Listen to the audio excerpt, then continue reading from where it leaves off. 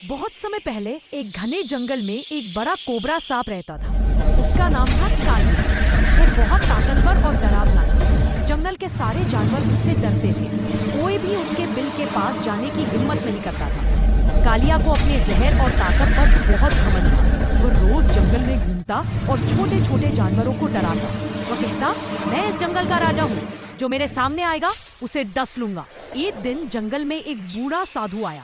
वह नदी किनारे बैठकर ध्यान करने लगा। कालिया को जब पता चला कि कोई नया जीव उसके इलाके में आया है, तो वो गुस्से से वहां पहुंच गया। उसने फुफकारते हुए कहा, अरे ओ बूढ़े, क्या तुम नहीं जानते कि यह इलाका मेरा है?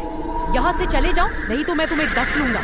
साधु ने आंखें खोली और मुस्कुराकर बोले, बेटा, मैं किसी को नुकसान नहीं पहुंचाता, मैं तो सिर्फ शांति चाहता हूँ। लेकिन कालिया नहीं माना।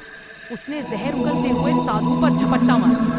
तभी साधु ने अपने हाथ से मंत्र पढ़ा और कहा, तू बहुत घमंडी हो गया है कोबरा, अब तू किसी को नुकसान नहीं पहुंचा पाएगा। इतना कहते ही कोबरा का जहर खत्म होगा। अब वह साधारण सांप बन गया। वह डर के मारे साधु के पैरों में गिर गया और बोला, मुझे माफ कर दो महाराज, मैं अपनी गलती समझ गया। साधु ने कहा, जाओ अब किसी को नुकसान मत पहुंचाओ, सबके साथ मिलकर। उस दिन के बाद से बड़ा कोबरा कालिया किसी को नहीं डसता था। वह जंगल का रक्षक बन गया।